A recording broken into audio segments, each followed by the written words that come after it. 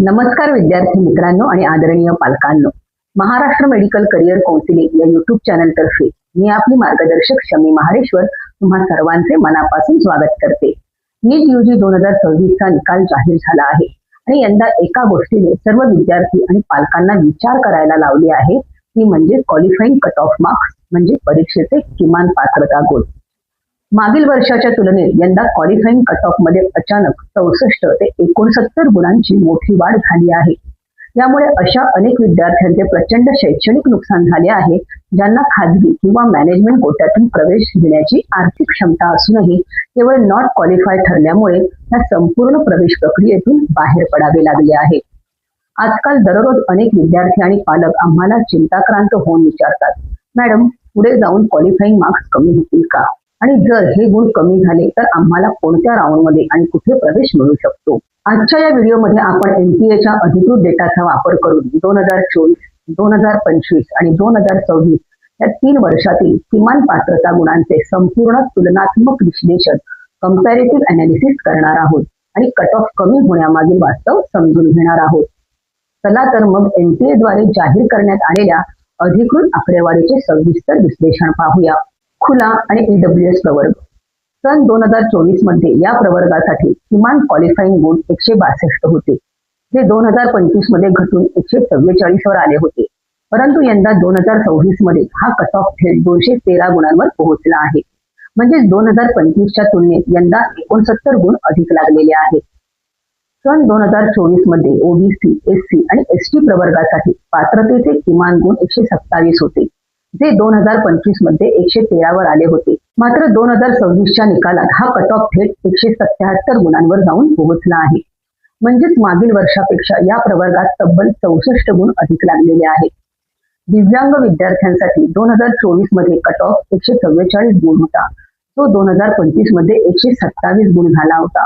परंतु 2026 मध्ये हा पात्रता गुण वाढून थेट 194 गुणांवर गेला आहे.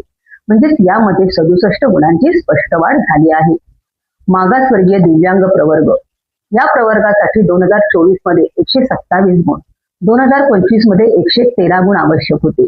यंदा 2026 मध्ये हा कट ऑफ वाढून 177 गुण झाला आहे. म्हणजेच तिथे सुद्धा 64 गुणांची मोठी वाढ नोंदवली गेली आहे. या विश्लेषणावरून काय स्पष्ट होते? या संपूर्ण तुलनात्मक आकडेवारीवरून आपल्याला हे स्पष्टपणे लक्षात येते की यंदा नीट परीक्षेची काठिण्य पातळी, विद्यार्थ्यांची वाढलेली संख्या आणि स्पर्धा यामुळे सर्वच प्रवर्गात पात्रता मिळवणे मागील 2 वर्षांच्या तुलनेत अत्यंत कठीण झाले आहे. आता आपण पालकांच्या सर्वात महत्वाच्या प्रश्नाकडे वळूया. हे क्वालिफाईंग मार्क्स पुढे जाऊन कमी होऊ शकतात का? याचे विश्लेषणात्मक उत्तर असे आहे की होय, कट ऑफ कमी होण्याची शक्यता असते, परंतु एका विशिष्ट प्रक्रियेवर अवलंबून असणारी ही गोष्ट आहे. कट ऑफ कधी आणि का कमी केला जातो? जेव्हा देशातील बीएएमएस, बीएचएमएस, बीडीएस किंवा बीपीटी यांसारख्या अभ्यासक्रमांच्या जागा मुख्य फेऱ्यांनंतरही मोठ्या प्रमाणावर रिकाम्या राहतात, तेव्हा सरकार आयुष मंत्रालय किंवा एनएमसी द्वारे कट ऑफ पर्सेंटाईल 5 ते 15% खाली आणतो. हे कोणत्या राऊंडमध्ये घडू शकते? पालकांनी ही गोष्ट विशेष नोंदवून ठेवावी की कट ऑफ कमी करण्याचा निर्णय पहिल्या किंवा दुसऱ्या राऊंडमध्ये कधीही घेतला जात नाही. हा निर्णय साधारणपणे 3ऱ्या राऊंडमध्ये किंवा अगदी शेवटच्या मॉपअप व इन्स्टिट्यूशनल राऊंडच्या वेळी घेतला जातो, जेव्हा मुख्य प्रवेश प्रक्रिया जवळजवळ पूर्ण झालेली असते. कट ऑफ कमी होण्याचा फायदा कुठे होतो आणि कुठे होत नाही? अनेक पालकांना वाटते की कट ऑफ कमी झाला की आपल्याला सर्वत्र प्रवेशाचे दरवाजे उघडतील, पण विश्लेषणाच्या दृष्टीने हे समजून घेणे अत्यंत गरजेचे आहे की याचा फायदा मर्यादित असतो. 85% स्टेट कोटा आणि 15% ऑल इंडिया कोटा या मुख्य सरकारी व प्रायव्हेट कोट्यांमधील गुणवत्तेच्या जागावर याचा काहीही उपयोग होत नाही, कारण तोपर्यंत पहिल्या व दुसऱ्या राऊंडमध्ये मेरिटवर असणाऱ्या विद्यार्थ्यांनी या सर्व जागा भरलेल्या असतात. मग या निर्णयाचा प्रत्यक्ष फायदा कुठे होतो? Management institutional quota. प्रायव्हेट कॉलेजेसच्या ज्या मॅनेजमेंट सीट्स शिल्लक राहतात त्या भरण्यासाठी या सवलतीचा मोठा उपयोग होतो. डीम युनिव्हर्सिटी, उच्च फी स्ट्रक्चर असलेल्या ज्या डीम संस्थांमध्ये शेवटी जागा रिकाम्या राहतात, तिथे ऑल इंडिया कोट्यातून एमसीसी प्रवेश मिळण्याचा मार्ग मोकळा होतो. बीडीएस, बीएचएमएस व बीएमएस च्या शेवटच्या जागा ज्या ठराविक कॉलेजमध्ये भरलेल्या नसतात, तिथेच केवळ नॉट क्वालिफाय असणाऱ्या पण नवीन कट ऑफ नुसार पात्र ठरलेल्या विद्यार्थ्यांना संधी मिळते. आता सर्वात महत्वाच्या आणि शेवटच्या मुद्द्याकडे वळूया. जर शेवटच्या टप्प्यात कट ऑफ 5% कमी झाला तर त्याचा काय परिणाम होईल ते आपण पाहूया. खुला आणि ईडब्ल्यूएस प्रवर्गाचा विचार केला तर 2026 मध्ये या प्रवर्गाचा कट ऑफ 213 गुणांवर पोहोचला आहे. यामध्ये जर 5% कपात केली तर सुमारे 11 गुणांची घट होऊन हा अंदाजित कट ऑफ 202 गुणांवर येऊ शकतो. तसेच ओबीसी, एससी आणि एसटी प्रवर्गाचा 2026 चा कट ऑफ 177 गुण असून यात 5% घट झाल्यास साधारण 9 गुणांची कपात होईल आणि हा कट ऑफ घसरून 168 गुणांवर येऊ शकतो. दुसरीकडे साधारण दिव्यांग विद्यार्थ्यांसाठी 2026 चा कट ऑफ 194 गुण नोंदवला गेला आहे. यावर 5% कपात लागू केल्यास सुमारे 10 गुणांची सूट मिळवून नवीन अंदाजित कट ऑफ 184 गुणांपर्यंत खाली येऊ शकतो.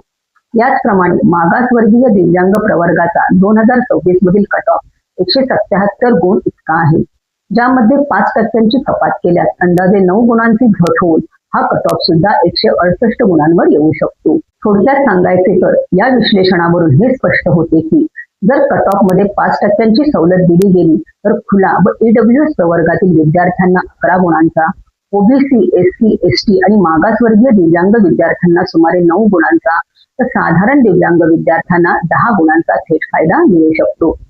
या संभाव्य गुणांच्या कपातीमुळे अनेक सीमेवर बॉर्डर लाईनवर अडकलेले विद्यार्थी पात्रता निकषांमध्ये यशस्वीरित्या समाविष्ट होण्याची दाट शक्यता निर्माण होईल.